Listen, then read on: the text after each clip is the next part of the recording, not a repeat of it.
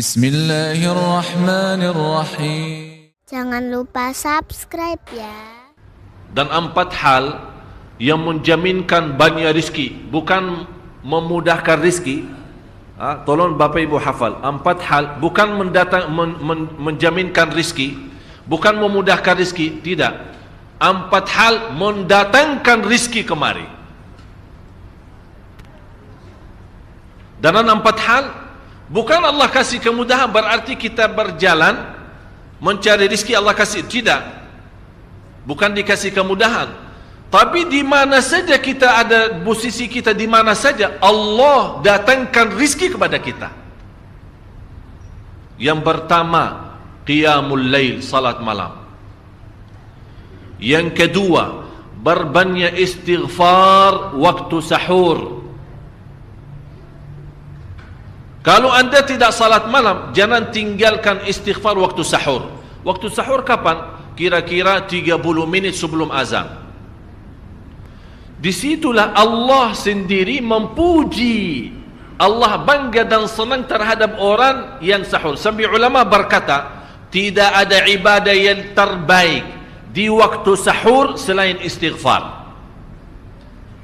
Jadi boleh baca Quran, boleh salat malam, boleh zikir, boleh apapun, tapi yang terbaik istighfar. Fokus hanya istighfar. Astaghfirullah wa atubu ilaih, termasuk istighfar Allahumma anta rabbi la ilaha illa ant, yang Bapak Ibu tahu sayyidul istighfar, yang terutama, yang paling luar biasa. Allahumma anta rabbi la ilaha illa anta khalaqtani wa ana abduka wa ana ala ahdika wa wa'dika mastata'at a'udzu bika min syarri ma sana'at abu'u laka bi ni'matika alayya wa abu'u bi dhanbi faghfirli fa innahu la yaghfiru dzunuba. Ya Allah, kalau kita fahami doa ini luar biasa. Oleh karena itu kata Rasulullah, barang siapa yang membaca sayyidul istighfar, kemudian di malam hari dengan keyakinan dia meninggal habis baca istighfar, masuk surga. Masuk surga. Berarti ini salah satu doa yang menjaminkan dengan mudah masuk surga. Jadi 4 hal yang mendatangkan rizki, bukan kita mencarinya, dia yang datang kemari. Apalagi saat mencari lebih mudah. Qiyamul lail, salat malam. Tapi dalam bahasa, mohon maaf Bapak Ibu, dalam bahasa Arab disebut qiyamul lail, bukan salat. Tapi kalau diterjemahkan dalam bahasa kita salat. Tapi kenapa di situ qiyamul lail? Diberikan qiyamul lail, qiyam artinya berdiri. Berarti lama. Saking lama berdiri dikaitkan jadi qiyamul lail. Qumil layla ya ayyuhal muzammil. Apa terus? Qumil layl, berdirilah saat malam. Berdirilah, bukan salatlah malam, tidak. Berdirilah malam hari. Itu dahsyatnya di situ berdiri. Qiyamul lail. Yang kedua, berbanyak istighfar. Yang ketiga, berbanyak sedekah. Sebenarnya bukan istilah berbanyak sedekah. Kadang-kadang orang bersedekah 100 juta, udah saya sudah bersedekah 100 juta. Bukan itu. Bukan yang dimaksud berbanyak sedekah itu dari sisi uang itu banyak atau sedikit, bukan.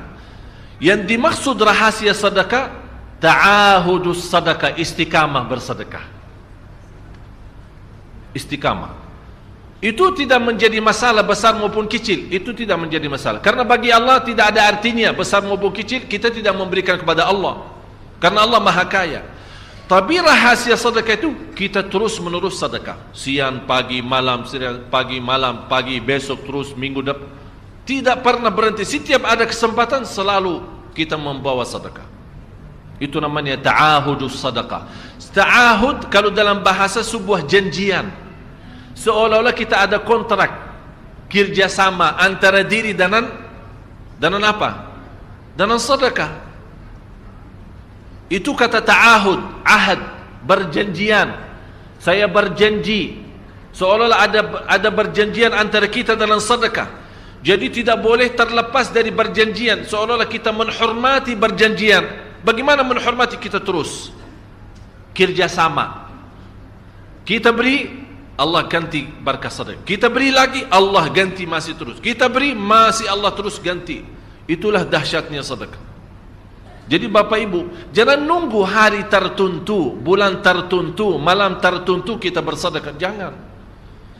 Setiap kita merasa ada berita baik, ada berita maupun ada berita buruk yang menyakiti perasaan kita, di rumah tangga kita, anak kita, suami kita, istri kita, apapun, langsung segera sedekah. Disitulah rahasianya. Ikatkan seolah-olah kita sudah membuat perjanjian antara diri dan sedekah. Dalam segala hal, hal senang maupun hal tidak, hal bahagia maupun hal sedih, hal bangga maupun hal lagi menghadapi kesusahan, kesulitan, selalu sehat dan sakit. Terus yang keempat, zikir, berzikir pagi hari dan sore hari. Berzikir pagi hari dan sore hari. Ini 4 hal Bapak Ibu. Berdiri malam hari, itu yang namanya tahajud, banjanya atau lamanya berdiri. Berbanyak istighfar waktu sahur. Yang ketiga, berbanyak sedekah. Sudah Bapak Ibu mengerti? Jadi istilah berbanyak sedekah bukan artinya harus banyak dari jumlah hitungannya, tidak. Yang keempat adalah berzikir di pagi hari maupun petang hari. Amman huwa qanitun ana al-laili sajidan wa qa'ima. Sajidan wa qa'ima. Jadi Bapak Ibu, saat kita berdiri lama, walaupun baca satu ayat, diulangi berkali-kali, walaupun baca surah pendek tapi diulangi berkali-kali, tidak menjadi masalah. Bapak Ibu hanya hafal qulhu. Qulhu dibaca 3 kali, pahalanya seperti baca Al-Quran 30 juz. Ada seorang salih mengajak kawannya, sudah mendekati subuh, ayo bangun salat malam dan baca sepertiga Al-Quran. Langsung orang itu menjawab, bagaimana saya baca, sebentar lagi mau azan. Bacalah qul huwallahu ahad. Salat malam dan qul huwallahu ahad. Jadi Bapak Ibu, yang saya harap, jangan susah fikir, ya Allah saya mau baca apaan. Tak usah susah fikir. Baca dan nikmati, yang penting nikmati bacaan. Walaupun qul huwallahu ahad setiap hari. Kalau kita pusing baca, Allah tidak akan pusing mendengar. Malah Allah paling senang mendengar bisikan bacaan dan bisikan doa kita malam hari. Allah paling senang mendengar bisikan doa munajat kita malam hari. Itu luar biasa.